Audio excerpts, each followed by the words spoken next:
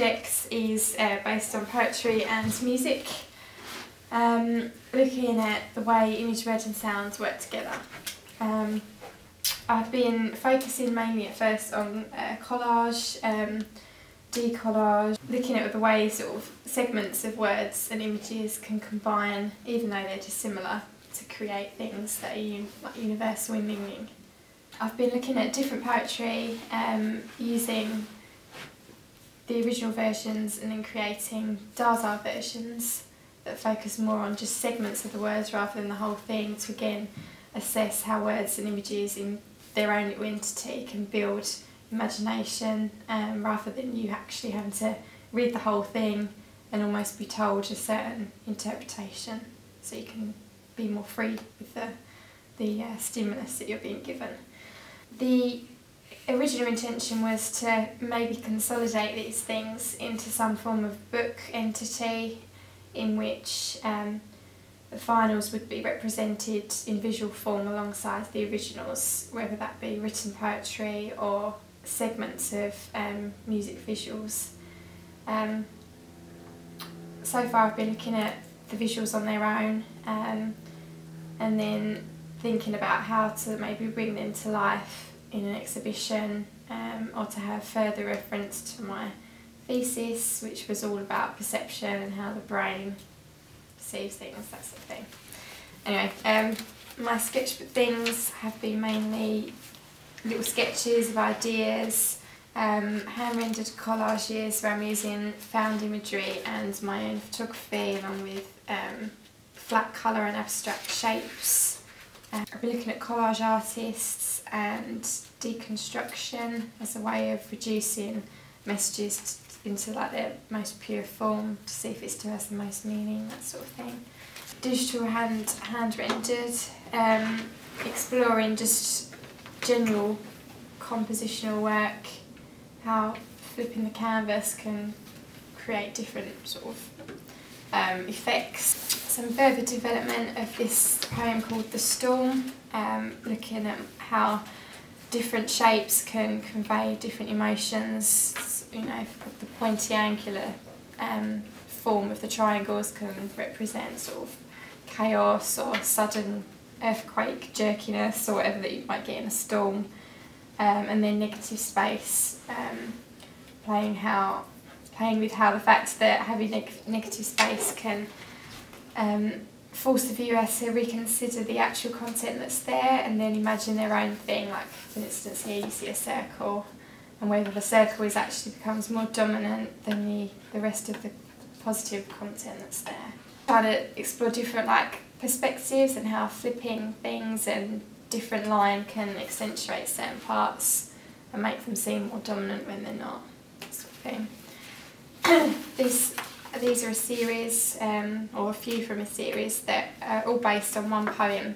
The poem had quite an unusual structure. It was split into 6 questions and 6 answers, so I thought I could create 6 illustrations from that. Music illustrations that I've been working on, and they're really early stages at the moment, but I'm just trying to look at how piecing sections of abstract content or colours and shapes can actually form the beat and patterns in your minds that can correspond to when you're actually listening to a piece of music, that sort of thing.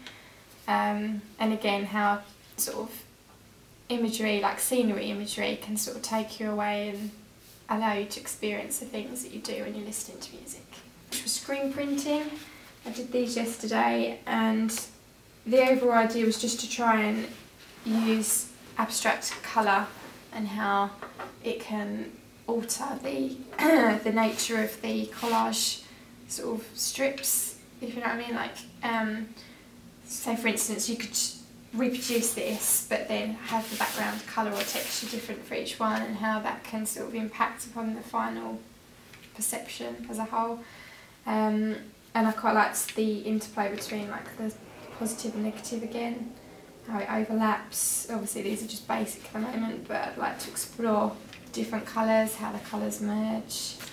The final thing for thinking about my exhibition, and the whole 3D positive negative space, building imaginary world type thing, I wanted to try and incorporate some sort of 3D element, but I didn't want it to be untouchable, like 3D on a screen. I wanted it to be more interactive and more characterful in a way that the person has control over and they feel like they can participate more in creating my own Viewmaster slides. Now this is a thing you might have seen, it's from the 50s and 60s. So yeah, Viewmaster, the idea was that you'd buy packs of these slides. They're different, it was meant to be sort of different packs, so you could have a pack of slides on Canada, a pack of slides for Great Britain, or even like animals, horses, and it gave the experience to the viewer of having visuals that come to life in 3D form, these locations, when you're not able to afford to go there and visit them yourself, that sort of thing. And these packs are only like $1 or $2 or £1 or £2 when they came out in the 50s, so they weren't that much really at all. And you can see in here, slides are like round and you have tiny little squares.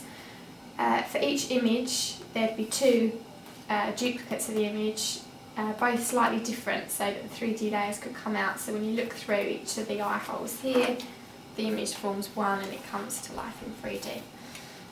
So I thought, right, how on earth do I make my own custom slides? I thought it's going to obviously be really tricky.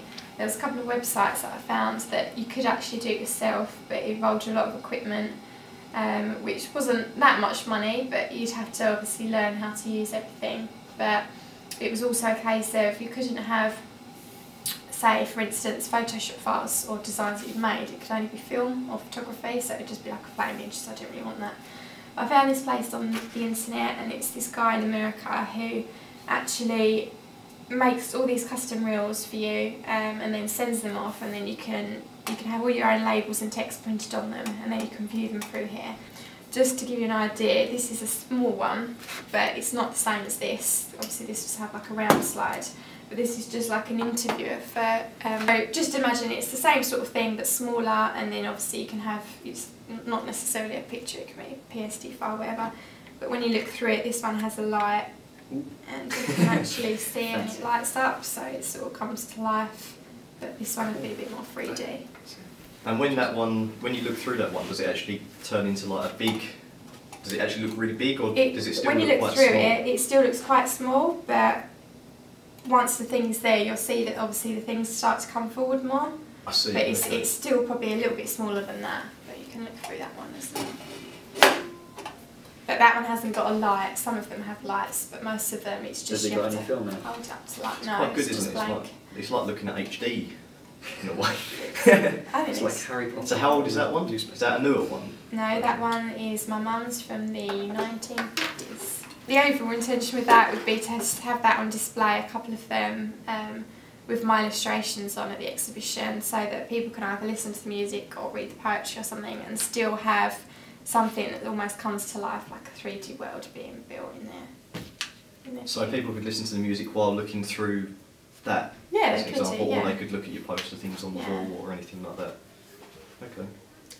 Were you happy with the outcomes of the screen prints? Like, do you prefer them printed normally, or?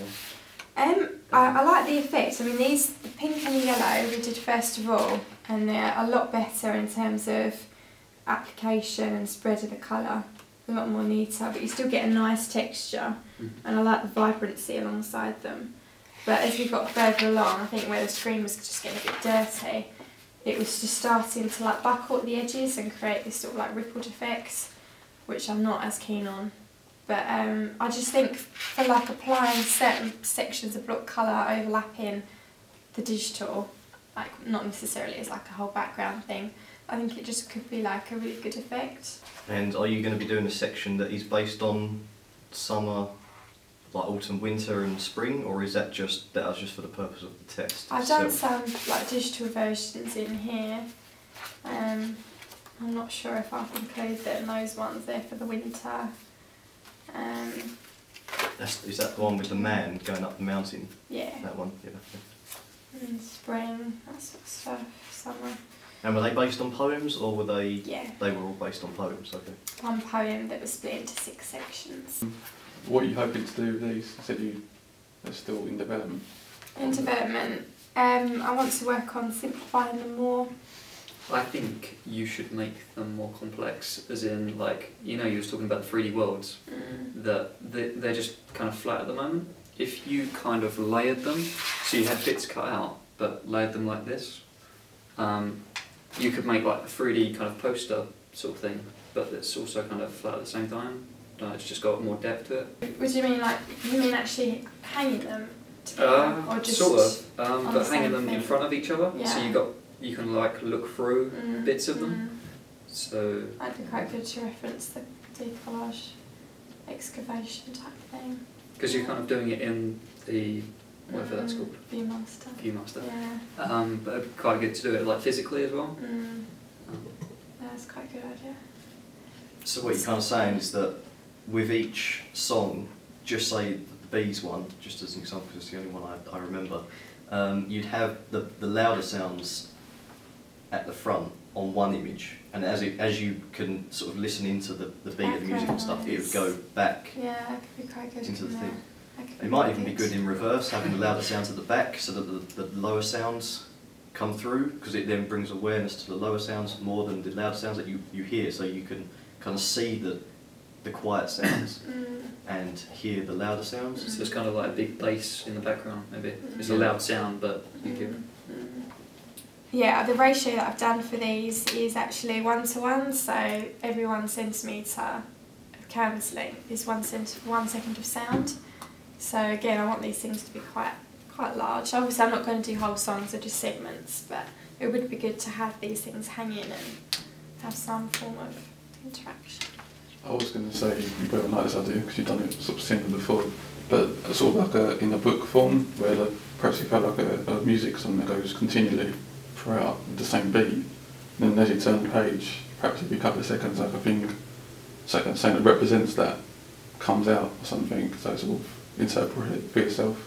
Oh, what, a pop-up? So you have like a continued sort of beat that goes like that throughout the book, then you've got certain things that come out like planes, or you sort of experiment with stuff like that. As the music's playing, it like pops up. You could turn it into like a video sort of thing, like where you sort of move the pages as the song sort of comes on, or something, I don't know. She doesn't like videos. No, I do like that idea a lot. Right now, it's really good to think of it.